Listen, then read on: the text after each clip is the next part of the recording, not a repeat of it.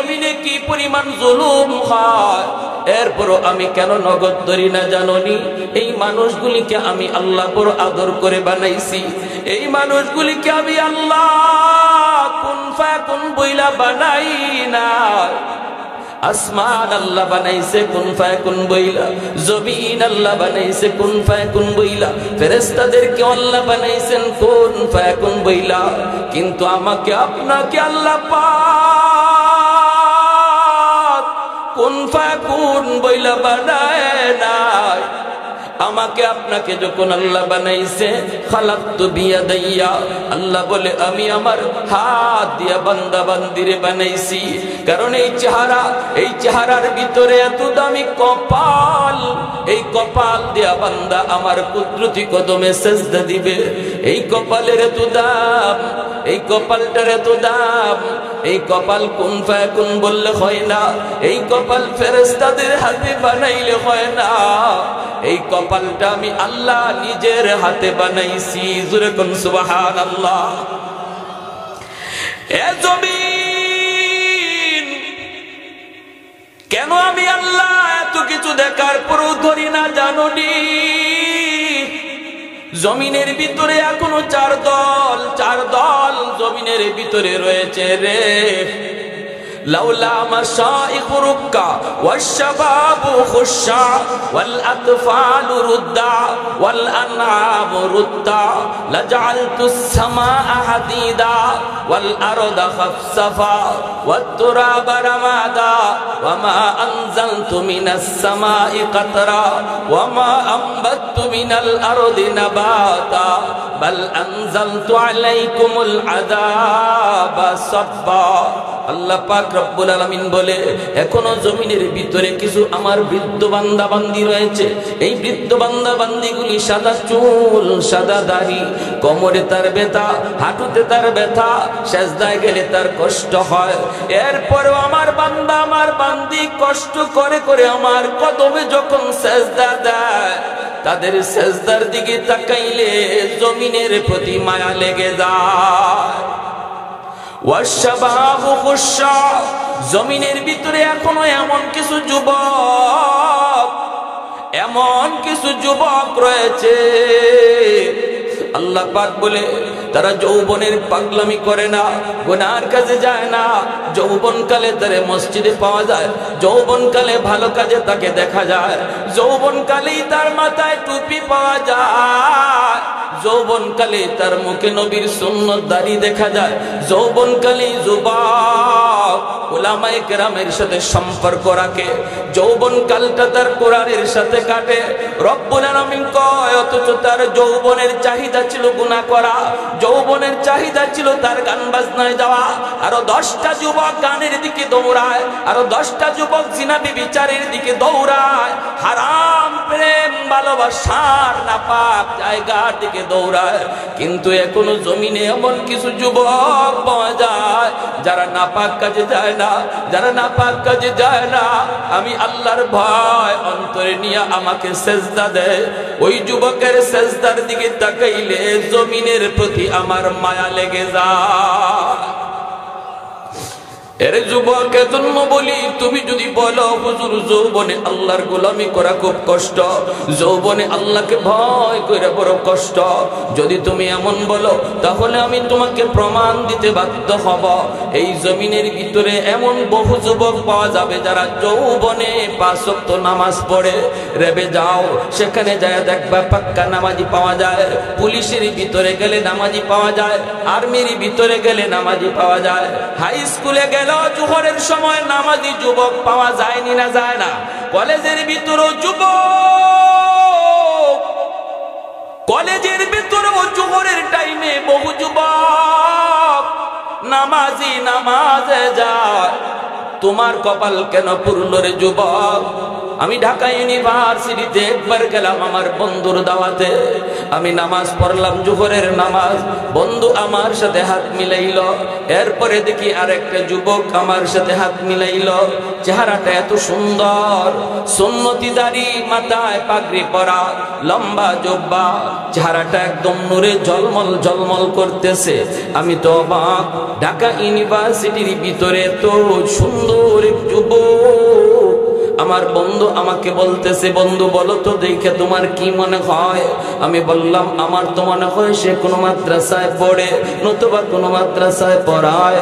কিন্তু আমার দোস্ত বলতেছে, না রে দোস্ত, সে জীবনে কোনোদিন মাদ্রাসায় যায় নাই, মাদ্রাসার বারান্দায় যায় নাই, শিশুকাল থেকে স্কুল থেকে লেখাপড়া করে এই পর্যন্ত এসেছে, জন্মদারিটা পর্যন্ত এখনো কোনোদিন ফালায় নাই। আমি যুবককে দেখা বুকে টান দিয়ে নিলাম।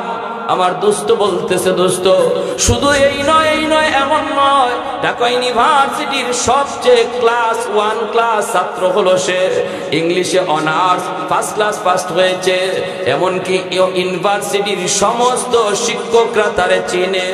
আমি যুবককে হাত মিলাই বললাম, যুবক এই লেবাসে তুমি ইউনিভার্সিটিতে পড়ো, তোমার কি কোনো সমস্যা হয় না? কারণ এই লেবাস তো আর কারো নাই, এই লেবাস তো আর কারো নাই। যুবক চোখের পানিটা চাইরা কই, হুজুর একটু দোয়া চাই, দোয়া চাই। আমার ডাক্তার হওয়া বড় পরিচয় নয়, ইঞ্জিনিয়ার হওয়া আমার বড় পরিচয় নয়, আমি জানি আমার সবচেয়ে বড় পরিচয় হলো আমি মুসলমানের সন্তান। আমার মুসলমানি যেন কোনো ক্ষতি না হয়। আমার ক্লাসমেট ছাত্ররা আমাকে সালাম দেয়, এমনকি ইউনিভার্সিটির মেয়েরা যারা আছে, যারা আমার সহপাঠী, তারাও আমাকে দেখলে মাথায় কাপড় দিয়া দেয়, আমাকে সবাই শ্রদ্ধা করে, এমনকি আমার উস্তাদগণ আমারে সবচেয়ে বেশি মায়া করে। যদি যুবক তুমি বলো যৌবনে এত কিছু পারা যায় না, তাহলে আমি বলবো ওই যুবক যদি পারলো, তুমি কেন পারবা না? মদিনা শরীফ থেকে 300 মাইল দূর এক যুবক মদিনা শরীফ আসার উদ্দেশ্যে রওনা দিল। একটা উট নিয়ে রওনা দিছে। মনোযোগ দিয়ে ঘটনাটা শুনে। খলিফাতুল মুসলিমিন হযরত ওমর ফারুক রাদিয়াল্লাহু তাআলা আনহুর জামানা। যুবক রওনা দিল আমিরুল মুমিনিন খলিফাতুল মুসলিমিন হযরত ওমর ফারুক রাদিয়াল্লাহু তাআলা আনহুর সাথে দেখা করবে। মদিনা শরীফ থেকে প্রায় 300 মাইল দূর। আরবের মরুভূমির অবস্থা আমরা সবাই জানি, কত গরম, উপরে রৌদ্র, এজন্য একটু ছায়া পাইলেই যারা মুসাফির তারা ছায়ার মধ্যে বিশ্রাম দেয়। সে ক্লান্ত হয়ে একটা খেজুর বাগান দেখা ওই খেজুর বাগানে সে একটু বিশ্রাম নিল, আর তার উটটারে একটা ডালের সাথে বেঁধে রাখলো, আর গাছটার সাথে হেলান দিয়ে যুবক একটু বিশ্রাম নিল। মদিনা প্রায় কাছাকাছি চলে আসছে, ক্লান্ত হয়ে গেছে। ওই অবস্থায় হঠাৎ করে তার উটটা রশি ছিঁড়ে পাশের আরেকটা জমিতে চলে গেছে। যুবক তো জানে না, যুবক তো ঘুমায় রয়েছে, সে তো জানে না, জানার কথাও না। ঘুমন্ত মানুষ আর মৃত মানুষ সমান, ঠিক না? এজন্য আমরা ঘুমের আগে দোয়া করি, আল্লাহুম্মা বিসমিকা আমুতু ওয়া আহইয়া। আল্লাহ, আমি তোমার নামে মরতেছি, আবার তোমার নামে জিন্দা হব। আমরা নিজেও এটা স্বীকার করতেছি, আল্লাহ ঘুমটা তো ঘুম হলো মরণ, এই মরতেছি নিজেই বলতেছি, এজন্য ঘুমটা হলো মরণের মতো। যুবক তো একটু ঘুমায় গেছে, জানে না কিছুই। ওই অবস্থায় পাশের জমিতে এক লোক খেজুরের চারা লাগাইছিল, ওই চারাওয়ালা জমিতে তার উটটা যাইয়া এমন ভাবে চারাগুলা নষ্ট করছে, এই চারা আর হওয়ার মতো না। বিকাল বেলা জমির মালিক আসছে জমি দেখার জন্য, আইসা দেখে তার পুরা বাগানটা নষ্ট করে ফেলেছে একটা উট। কিন্তু উটটা কার তাও তো সে জানে না, কিন্তু উট তো এখনো জমিতে আছে। বৃদ্ধ মানুষটা এই কষ্ট আর ব্যথা সইতে না পাইরা, এটা স্বাভাবিক, সবারই একটু গোসা উঠবে, সবারই একটু রাগ হবে, আরে আমার জমিটা খেয়ে ফেললো এই গরুটা, এই বাছুরটা, তখন একটা আঘাত করবেই। উনি একটা পাথরের চাকা হাতে নিয়ে ওই উটটার দিকে ঢিল মারছে, আর দুর্ভাগ্যবশত এই পাথরের ঢিলটা উটের মাথায় লাগছে আর মাথাটা ফেটে গেছে, ফাইটা রক্ত পড়া শুরু হয়েছে। এমন ভাবে রক্ত পড়তেছে ফিনকি দিয়া, অল্প সময়ের ভিতরে রক্ত শূন্য হইয়া উটটা জমিতেই মারা গেছে। যুবক ঘুম থেকে উঠল, ওইটা সে পাশেই তার উটটারে খুঁজতে শুরু করলো, কিন্তু উট তো পায় না। কোথায় গেল উট, কোথায় গেল উট? ডাইনে বামে সামনে পেছনে চতুর্দিকে খুঁজে, কিন্তু উট তো পায় না। খুঁজতে খুঁজতে দেখতে পেল একটা জমির মধ্যে তার উটটা মরে পড়ে আছে, আর একজন বৃদ্ধ মানুষ পাশেই দাঁড়ায় আছে। অবাক হয়ে যুবক বলতেছে, আমার উট কে মারলো, আমার উটটা কে মারলো? এইবার বৃদ্ধ মানুষটা বলতেছে, বাবা তোমার উট আমি তা তো জানি না, কিন্তু কার উট তাও আমি জানি না। আমি তো উটটাকে মারতে চাই নাই, আমি তো মাত্র আঘাত দিয়া উটটারে সরাইতে চাইছিলাম, কারণ এই জমির মালিক হলাম আমি। জমিটাতে আমি মাত্র চারা লাগাইছি, চারাগুলা মাত্র বড় হওয়ার পথে ছিল। আমার ওই চারাগুলি তোমার উট পাড়ায় পাড়ায় সব নষ্ট করে ফেলেছে। আমার এত বড় ক্ষতি কে সইবে, কে সইবে? এজন্য আমি গোসায় একটা ঢিল মারছিলাম, ঢিলটা দেয়া উটের মাথায় লাগছে। বাবা মাথায় লাইগা উটের মাথা থেকে রক্ত বের হয়ে উটটা মারা গেছে। বাবারে বিশ্বাস করো, আমি জানি না, আমি জানি না মারি নাই, আমি বুঝে শূন্য মারি নাই, আমি তো বুঝি নাই উটটা মরে যাবে। এই কথা বলতেছে ওই বৃদ্ধ মানুষ, আর ওই যুবক সেও সব কথা শুনতেছে, কিন্তু উটটা তো মরে গেছে। যতই বলো উটটা তো আর জীবিত নাই, ঠিক কিনা? যুবকেরও একটু গুসা উঠে গেছে। সে বলতেছে, তুমি আমার উটটা মেরেই ফেলেছ, এখন আমি মদিনায় কেমন করে যাব, কেমন করে আমি মদিনায় যাব? এই বইলা যুবকেরও গুসা উঠে গেল। সে বৃদ্ধ মানুষটারে একটা ঘুষি মারলো। এই ঘুষিতে বুড়া মানুষটা সেও দাঁড়ায় থাকতে পারে নাই, ঘুষি খায়া সেও পিছন দিকে পড়ে গেল। দুর্ভাগ্যবশত তার মাথাটা পাথরের মধ্যে আঘাত লাগলো, আঘাত লাগতেই তার মাথাটাও ফেটে গেল। আর ওই বৃদ্ধ মানুষটাও রক্ত শূন্য হইয়া ঘন্টা খানেক পরে বুড়া মানুষটাও জায়গায় মারা গেল। এখন তো যুবক হাই হুতাশ করতেছে, হায় আমি এটা কি করলাম?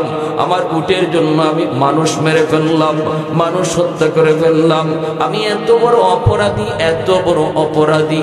যুবক এখন কান্দে, হায় রে আমি তো মারতে চাই নাই, অনিচ্ছায় ভুলবশত এটা হয়ে গেছে, ভুলবশত হয়ে গেছে।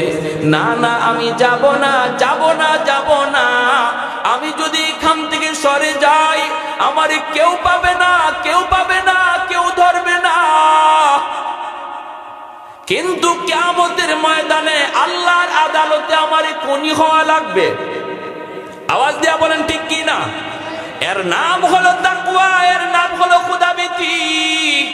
কেউ দেখে না, কেউ শুনে না, শুনে কে? কেউ দেখে না, দেখে কে? আমার অপরাধ কেউ দেখলো না, কেউ শুনলো না, কিন্তু আল্লাহ দেখলেন, আল্লাহ নিজের সবকিছু শুনলেন।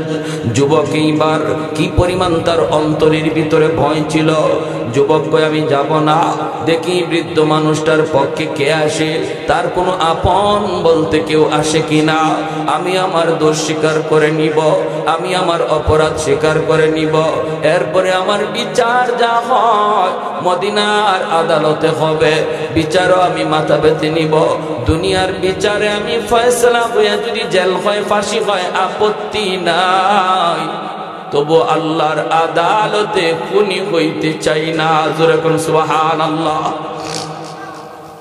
এ যুবক, তোমার মতো একজন যুবকের ঘটনা বলতেছে। রে যুবক, তুমি তো মনে করো রাতের অন্ধকারে আমি চুরি করলাম, রাতের অন্ধকারে জিনা করলাম, রাতের অন্ধকারে আমি অন্যায় করেছি, কে দেখবে? কেউ দেখে নাই। আমাকে কে পায়? আমাকে কে পায়? না না না, কেউ না দেখলো দেখে আল্লাহ, কেউ না শুনলো শুনে আল্লাহ। ওই যুবক সে কয় না আমি যাব না, যাব না, যাব না। সন্ধ্যার সময় ওই বৃদ্ধ মানুষটার খুঁজে তার দুইটা সন্তান বাগানের মধ্যে আসলো। বাগানের ভিতরে আইসা ঢুকলো, ঢুকেই দেখি বাবার লাশ পড়া, আর বাবার লাশের পাশে একটা যুবক দাঁড়ায় আছে। আর দেখা যায় পাশে আর একটা উট বাপ তাদের বাগানের ওই জমিতে মরে পড়ে আছে।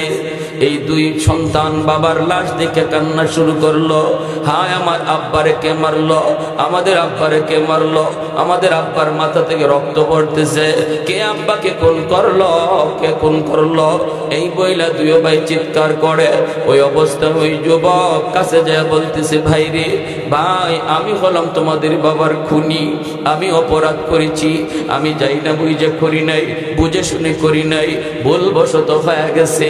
এ ভাই একটু খেয়াল করে শোনো, আমার উটটাকে ইনি মারছে, ইনিও জানে না উটটা মরে যাবে, আর আমিও বুঝি নাই ইনি মেরে মরে যাবে। একটা ঘুষি দিছিলাম মনের গুসায়, কিন্তু মাটিতে পড়ে গেছে, মাথাটা পাথরের মধ্যে আঘাত লাগলো, রক্ত বের হয়ে উনি মারা গেল। এ বাপ ভাই ভালো করে শোনো, আমি ইচ্ছা করে মারি নাই, ইচ্ছা করে খুন করি নাই, কিন্তু এরপরও তো খুন হয়ে গেছে, এরপরও তো খুন হয়ে গেছে।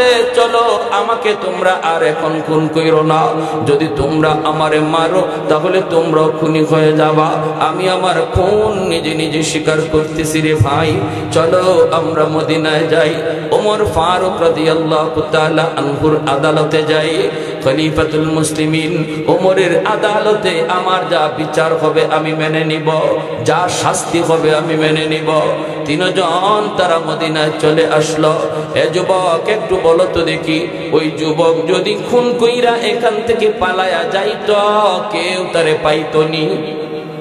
পাইতো? কেউ খুঁজেও পাইতো না, কেউ জানতো না। এই দুই সন্তান আইসা খবরও পাইতো না কে তাদের বাবাকে মারলো, কিন্তু যুবক যায় নাই শুধু কার ভয়ে? আর একটু জোরে কার ভয়ে? যদি সমাজে প্রতিটা মানুষের অন্তরে এই ভয় জাগ্রত হয়, বিশেষ করে যুব সমাজের অন্তরে যদি এই ভয় জাগ্রত হয়, তাহলে মানুষের চোখে ফাঁকি দিয়েও কোনো যুবক কোনোদিন খুন খারাপি করবে না। আওয়াজ দিয়া বলেন ঠিক কিনা? বাপ মার চোখে ফাঁকি দিয়েও কোনোদিন যুবক অন্যায় করবে না, কারণ সে চিন্তা করবে আব্বার চোখে ফাঁকি দিলাম, মায়ের চোখে ফাঁকি দিলাম, ওস্তাদের চোখে ফাঁকি দিলাম, কিন্তু মালিককে ফাঁকি দেব কেমন করে, আল্লাহর চোখ ফাঁকি দিব কেমন করে? এই কথাটা ভাবলে কোনো যুবক কোনোদিন আড়ালে ও অন্যায় করবে না। মদিনার আদালতে তিনজন হাজির। ওমর ফারুক রাদিয়াল্লাহু তাআলা আনহু, তিনি হলেন মদিনার শাসক। বলুন তো উমর নরম নাকি গরম? খালি গরম না বেশি গরম? উমরের নাম শুনলেই শয়তান আরেক রাস্তায় ভাগতো, সব সময় তলোয়ার খোলা থাকতো, খাবের ভিতরে ঢুকাবে বের করবে, এই টাইম উমরের হাতে ছিলই না। এত গরম। এক লোক কলসের মধ্যে মদ লয়ে যায় আর বাজারে বিক্রি করবে, মনে মনে ভাবে আল্লাহ দুনিয়ার সব মানুষের সামনে আমারে ফালায়ও, কিন্তু উমরের সামনে ফালায়ও না। এমনটা মনে মনে লইয়াছে যাইতেছে।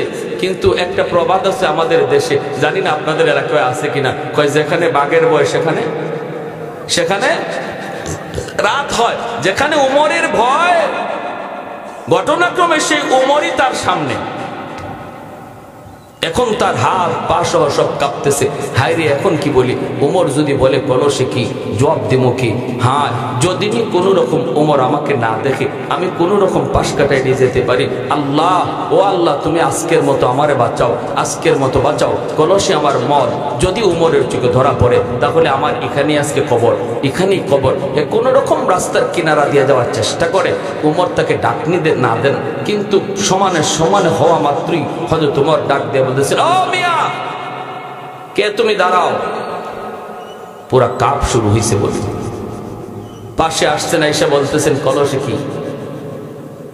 এখন কি কয়? কলসের মধ্যে তো মদ। যদি বলে কলসে মদ, তাহলে উমরের হাতে তো তলোয়ার খোলা, কল্লা সাথে সাথে আলাদা, কিন্তু সে জবাব তো দেওয়া লাগবে। বাঁচার জন্য বলে কলসের মধ্যে দুধ। কি বলছে? আর মনে মনে ভাবতেছে, মনে হয় দুধ বললে হযরত ওমর আমাকে ছেড়ে দিবে, বলবে ঠিক আছে যাও, আর দেখবেন না, ডাকটা হয়তো তুলবেন না। কিন্তু না, ওমর তো তা করেন নাই। ওমর বলেন দুধ না অন্য কিছু, ডাকনা সরাও দেখতে হবে। যেই মাত্র ডাকনা সরানোর জন্য সে হাত দিতেছে, হাত কাঁপতেছে, বডি কাঁপতেছে, পুরো শরীর কাঁপতেছে, ঘেমে যাচ্ছে। আর সে তো ভাবতেছে এখনই আমার শেষ, জীবনের শেষ সময়। আর হাত দেয় আর মনে মনে আল্লাহর কাছে তওবা করে, মালিক, ও মালিক, ও মালিক, জীবনে যা অন্যায় করছি আল্লাহ আর জীবনে করব না। আল্লাহ দিলের খবর আল্লাহ জানেনি না জানেন? আল্লাহ জীবনে এই মদের ব্যবসা করে যা অন্যায় করছি আল্লাহ তোমার দরবারে খালিস নিয়তে তওবা করলাম, আর আমি জীবনে ব্যবসাও করব না, মদ খাইবো না, মদের ধারে কাছে যাব না। আল্লাহ তুমি তোমার উমরের হাত থেকে আমারে বাঁচাও। তার দিলের কথা আল্লাহ শুনে ফেলছেন, সুবহানাল্লাহ, দিলের কথা আল্লাহ শুনে ফেলছেন। হাত বাড়াইতেছে, ডাকনা সরাবে, হযরত ওমর বলেন তাড়াতাড়ি করো। কাইপে উঠছে শরীর, ডাকনাটা সরাইছে, আল্লাহু আকবার। ডাকনা সরায় দেখে কলস ভরা মদ আল্লাহ দুধ বানায় দিয়েছে। আত-তাইবু মিনাদ যামবি কামান লা যামবা লা। এজন্যই নবী বলেন তওবাকারীর তওবাকে আল্লাহ এমন ভাবে কবুল করেন যেন তার আমল নামায় কোনো গুনাহই নাই, কোনো গুনাহই নাই। এই ওমর মদিনার খলিফা, মদিনার শাসনকর্তা, এত গরম। ওমরের সামনে তিনজন যায় হাজির। মামলা হলো খুনের, দুই সন্তান বাবার খুনের মামলা দায়ের করলো। আসামিও ধরে নিয়ে আসছে, আসামিও তারা ধরে নিয়ে আসছে, কিন্তু কোনো বদলা নেয় নাই। বিচার দিছে ওমরের আদালতে। ওমর জিজ্ঞেস করেন কি খবর? মামলা তো তোমার বিরুদ্ধে খুনের, তুমি বলো কি বলতে চাও? যুবক বলে সব সত্য, কিন্তু আমি ইচ্ছা করে মারি নাই, ভুলবশত হয়ে গেছে। গুসায় আমি একটা ঘুষি দিছিলাম, ইনি মাটিতে পড়ে গেছে, মাথা ফেটে গেছে, রক্ত বের হয়ে ইনি মারা গেছে। আমি মারবার নিয়তে ঘুষি দেই নাই, গুসা করে আমি আঘাত করেছিলাম, কারণ উনি আমার ওটটাকে মারছে। হযরত ওমর ডাক দিয়া বলেন, বাবা ভালো করে শোনো, যত তুমি ইচ্ছা অনিচ্ছায় বলো না কেন, খুন তো হয়ে গেছে, মানুষ তো মারা গেছে। খুনের বদলা হলো খুন, জানের বদলা হলো জান। ইসলামী আদালতের বিধান হলো জানের বদলা জান, জানের বদলা জান, যেটাকে বলে কিসাস। ওয়ালাকুম ফিল কিসাসি হায়াতুন ইয়া উলিল আলবাব। আল্লাহ পাক রব্বুল আলামিন কয়, জ্ঞানীদের জন্য আমি আল্লাহ কিসাসের মধ্যে জীবন রেখে দিয়েছি। তোমরা দেখো খুনিরে হত্যা করার দ্বারা, খুনিকে ফাঁসি দেওয়ার দ্বারা একটা জান গেছে, কিন্তু আমি আল্লাহ দেখি খুনিকে ফাঁসি দেওয়ার দ্বারা হাজার জান বেঁচে গেছে। আল্লাহ বলে তোমরা দেখো একটা জান গেছে, কিন্তু আমি দেখি হাজার জান বেঁচে গেছে। কারণ ও যদি জীবিত থাকতো আরো খুন করতো, আর একটা খুনিরে ফাঁসি দেওয়ার দ্বারা আরো 10টা জান বেঁচে যায়। মানুষ খুন করে না, ভয় পায়, খুন করলে নিজেরও আবার খুন হতে হয়। খুন যদি করি আমি ইসলামী আদালতের বিচার থেকে বাঁচবো না, আমাকেও শলিতে চড়াবে, আমাকেও ফাঁসি দিবে, আমাকেও গুলি করবে, আমাকেও হত্যা করা হবে। এই ভয়ে কেউ কাউকে খুন করবে না। আর যদি খুনির বিচার বাংলাদেশের বাইতুল মুকাররমের গেইটে জুম্মার দিন খুনির যদি বিচার করা হইতো ফাঁসি দিয়া, বাংলার মানুষ যদি সেটা সচক্ষে দেখত খুনের বিচার করা হইতেছে ফাঁসিতে ঝুলাইয়া, তাহলে আরো হাজার খুনি সাথে সাথে তারা সতর্ক হয়ে যাইত। আওয়াজ দেয়া বলেন ঠিক কিনা? এই কথাটাই আল্লাহ পাক রব্বুল আলামিন বলেছেন। হযরত ওমর বলেন, যুবক রেডি হয়ে যাও, ইসলামী আদালতে তোমার বিচার হলো ফাঁসি, তোমার বিচার হলো ফাঁসি। এর যুবক একটু বলো, মনের শেষ কোনো ইচ্ছা আসেনি? তুমি বলো, তোমাকে সুযোগ দেওয়া হবে। তোমাকে ফাঁসিতে ঝুলানোর আগে মনের কোনো শেষ ইচ্ছা যদি থাকে তুমি বলো, সেটা পূরণ করা হবে। এই কথা বলতেই যুবক বলতেছে, আমিরুল মুমিনিন, খলিফাতুল মুসলিমিন, আমার মনের কোনো বড় আশা কিছু নাই। আমি আল্লাহর আদালতে খুনি হতে চাই না। দুনিয়ার আদালতে আমাকে যদি যদি ফাঁসি করে দেন, ফাঁসিতে ঝুলায় দেন, হাসি মুখে আমি বিচার মেনে নেব, তবু আল্লাহর আদালতে আমি বাঁচতে চাই, বাঁচতে চাই। এই বইরা যুবক রেডি হয়ে গেছে। তখন যুবক বলতেছে, ও আল্লাহর নবীর সাহাবী, আমার একটা মনের ইচ্ছা আছে, একটা মনের ইচ্ছা আছে, শেষ ইচ্ছা। কোন শেষ ইচ্ছা একটু বলো? যুবক বলে, আমার বাড়ি মদিনা থেকে প্রায় 300 মাইল দূর, 350 মাইল দূর। আমার বাড়ির পাশে একটা বাজার, এই বাজারে একজন ব্যবসায়ী ছিল ইহুদি। ওই ইহুদি ব্যবসায়ীর কাছ থেকে আমি কিছু মাল বাকিতে আনছিলাম, মালের টাকা পরিশোধ করতে পারি নাই। এই অবস্থায় আমি আপনার আদালতে খুনির আসামি। যদি ওই হালতে আমাকে ফাঁসি দেওয়া হয় আর ওই ইহুদি বাকি টাকা পরিশোধ করা না হয়, তার ঋণ যদি পরিশোধ করা না হয়, তাহলে ইহুদি বলবে মুসলমান জাতটাই খারাপ, মুসলমান জাতটাই খারাপ, আমার কারণে মুসলিম জাতি তুইলা গালি দিবে। ওগো আমিরুল মুমিনিন, একটু অনুমতি যদি দেন, আমি দ্রুত বেগে বাড়ি যাব, আর যাইয়াই তার ঋণটা পরিশোধ করে আবার দ্রুত মদিনায় চলে আসব। এজন্য রে ভাই, মনে রাখবা, মানুষের হক নষ্ট কইরা কবরে গিয়া নামাজ লইয়াও জান্নাত পাওয়া যাবে না। মানুষের হক নষ্ট কইরা 10টা 20টা হজ লইয়াও জান্নাত পাওয়া যাবে না। প্রতিবেশীর হক, ছোট ভাইয়ের হক, বোনের হক মাইরা, ভাতিজার হক মাইরা যারা কবরে যাইবা, তোমার জীবনের নামাজ রোজা হজ যাকাত লইয়াও জান্নাত পাওয়া যাবে না যদি মানুষের হক মরার আগে পরিশোধ না করো। কারণ এটা হকুল ইবাদ। আল্লাহ হকুল ইবাদের ব্যাপারে কোনো সিদ্ধান্ত দিবেন না। আল্লাহ তার হকের ব্যাপারে তিনি সিদ্ধান্ত জানাবেন। বান্দা তোর এক ওয়াক্ত নামাজ কাজা হয়েছে নে, আমি মাফ করে দিলাম। বান্দা একটা রোজা তোর কাজা হয়েছে নে, মাফ করে দিলাম।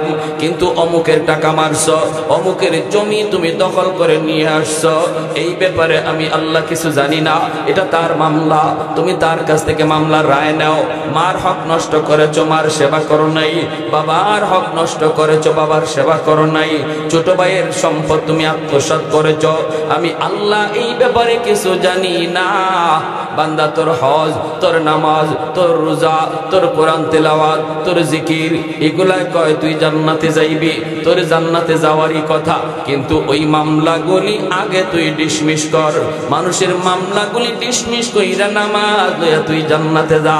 মানুষের মামলা ডিসমিস কইরা তুই তোর হজ লইয়া জান্নাতে যা। মানুষের মামলা ডিসমিস কইরা তুই তোর তাসবিহ তাহলিল লইয়া জান্নাতে যা। কিন্তু ওই দিন হাসরের ময়দানে কেউ কাউকে মাফ দিবে না। মা সন্তানকে মাফ দিবে না, বাবা সন্তানকে মাফ দিবে না, ছোট ভাই বড় ভাইকে মাফ দিবে না। কেমন করে মাফ দিবে? ভাই ভাইয়ের পরিচয় দিবে না, সন্তানের পরিচয় মায় দিবে না। ইয়াউমা ইয়াফিরুল মারউ মিন আখিহি ওয়া উম্মিহি ওয়া আবিহি ওয়া সাহিবাতিহি ওয়া বানিহি লিকুল্লি ইমরিইন মিনহুম ইয়াউমাইযিন শা'নুন ইউগনিহি। আল্লাহ পাক বলে, সবাই শুধু নিজেকে বাঁচার ফিকির করবে, নিজে বাঁচার চিন্তা করবে, নিজে বাঁচার চিন্তা করবে, নিজে বাঁচার চিন্তা করবে, কেউ কারো দিকে নজর দিবে না। ভাইরা বন্ধুরা, এজন্য রে ভাই মনে রাখবা, মনে রাখবা, আল্লাহর আদালতে মানুষের মামলা লইয়া কেউ উঠবেন না। আল্লাহর দোহাই, মৌতের আগে আগে মানুষের মামলাগুলা দুনিয়াতে ডিসমিস করেন। যুবক বলতেছে, ওগো আমিরুল মুমিনিন, একটু অনুমতি যদি দিতেন, আমি দ্রুত আমি বাড়ি যাব, যাইয়েই তার হকটা আমি পরিশোধ করব, ঋণটা পরিশোধ করে আমি দ্রুত চলে আসব, দেরি করব না বিন্দু।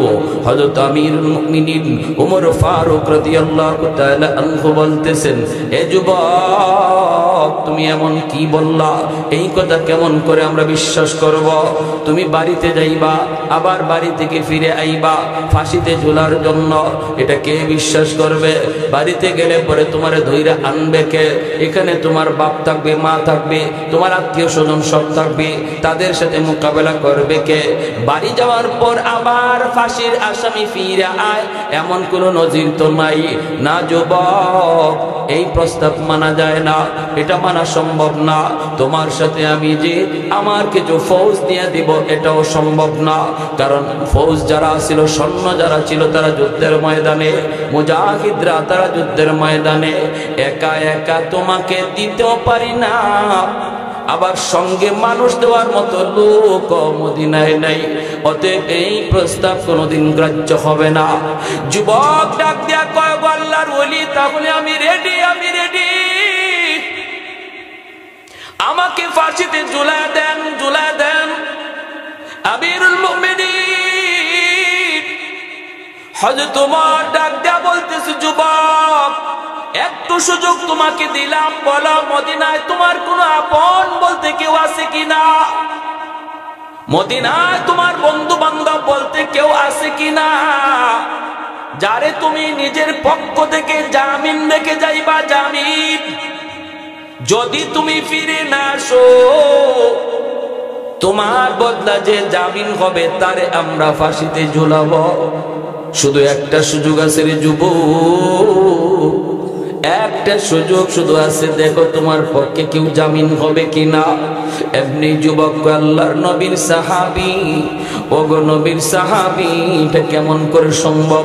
মদিনায় আমার আপন বলতে কেউ নাই, আত্মীয় স্বজন বলতে কেউ নাই, বন্ধু বান্ধব মদিনায় আমার কেউ নাই, অতএব আমার পক্ষে কেউ জামিন হবে না, কেউ আমার পক্ষে জামিন হবে না। অতএব আমি রেডি, আমাকে ফাঁসিতে ঝুলায় দেন। শুধু মৃত্যুর পর আমার দেহটাকে আমার মার কাছে পৌঁছে দিয়ে, আমার দেহটা আমার আব্বার কাছে পৌঁছে দিয়ে, আমার বাপ মার আর কোনো সন্তান নাই, সন্তান নাই, আমি আমার মার গর্ভে একমাত্র সন্তান। মৃত্যুর সময় মাকে খবরটাও আমি দিতে পারলাম না, আমার লাশটা শুধু বাড়িতে পাঠায় দিয়ে। বাইরা এই বইলা যুবক সামনের দিকে আগাইতেছে, ফাঁসিতে ঝুলবে। হঠাৎ করে মদিনার এই বিচারকের হাউস থেকে একজন সাহাবী হাত উঠে বলতেছে, ডাক দেয়া বলতেছে, আমিরুল মুমিনিন, আমিরুল মুমিনিন, থামান আমার ভাইরে, থামান, আমি তার পক্ষে জামিন হইলাম। আমিরুল মুমিনিন, আমিরুল মুমিনিন, আমি আমার ভাইয়ের পক্ষে জামিন হলাম, জামিন। কে সেই সাহাবী যিনি জামিন হতে চায়? এই যুবকের সাথে তার কিসের সম্পর্ক? মদিনার মানুষ সবাই অবাক, অবাক। ইনি কে, ইনি কে?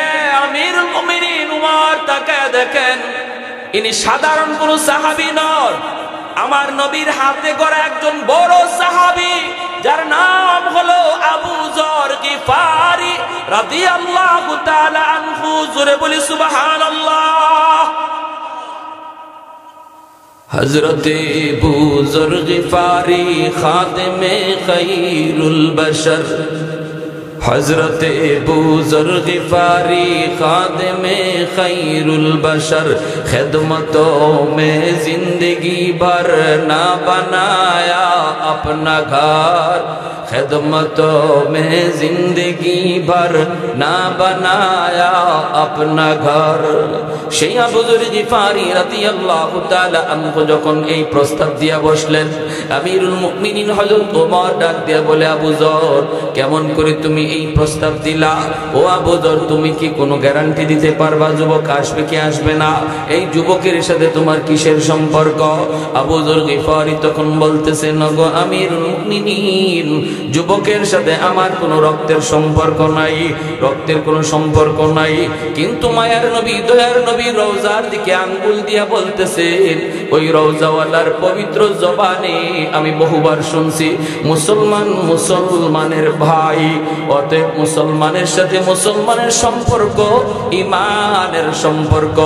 আমার এই ভাইয়ের সাথে রক্তের সম্পর্ক নাই, কিন্তু সম্পর্ক আছে ঈমানের সম্পর্ক।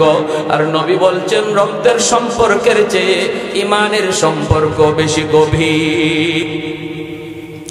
রক্তের সম্পর্কের চেয়েও ঈমানের সম্পর্ক বেশি গভীর। এজন্য আমি রাজি, আমার ভাইকে তার ঋণ পরিশোধ করতে পাঠায় দেন। যদি সে টাইম মতো না আসে, হাসি মুখে আমি ফাঁসিতে ঝুলব। আল্লাহু আকবার। মদিনার মানুষ সব অবাক হয়ে গেল, নিস্তব্ধ হয়ে গেল। পুরা হাউস নিস্তব্ধ হয়ে গেল।